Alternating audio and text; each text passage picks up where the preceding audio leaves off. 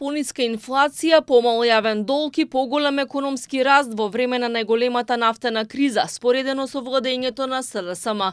Премиерот Мицкоски се соочи со лидерот на опозицијата Филипче околу економските перформанси.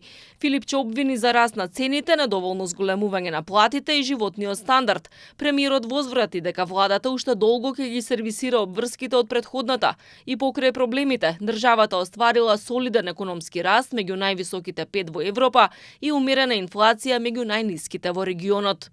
Граѓаните не добија подобар живот, не добија повисок стандард, не добија функционални институции, не добија правда и не добија европски дни. Што добија? Поскап живот, празни паричници, празни фрижидери, презадолжена држава, партизирани институции, тендери, лаги и изолација. Почнува војната во Украина. 18, 20, 25% инфлација во Македонија, ваша влада.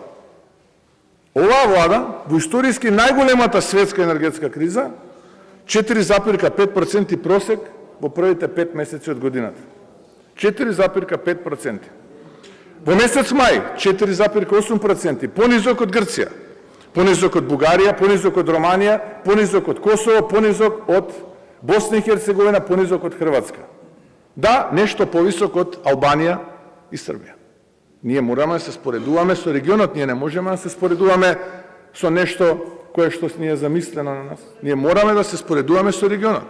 Пратениците од ВМРО ДПМН ги интересираше кои ставки од прекроената државна каса се скратени, а кои зголемени. Премиерот објасни дека доказ за фокусираноста на владата кон креирање раст и изградба на инфраструктура е токму тоа што за 100 милиони евра ги зголеми капиталните инвестиции со ребалансот на буџетот. Ме интересира дали капиталните проекти ќе продолжат, автопатиштата и сите оние големи, крупни капитални проекти на кои што упорно се работи.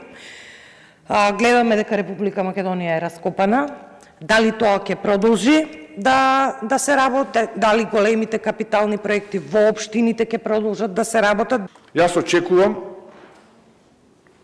најдос на октомври месец, веќе да ја користиме делницата од извор Кичевски до Врбјани, каде што ќе се поврзаме со веќе пуштената делница.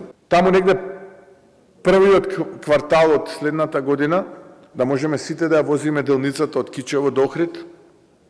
Од Кичево до Охрид целосно да ја возиме, да биде целосно функционална таа делница.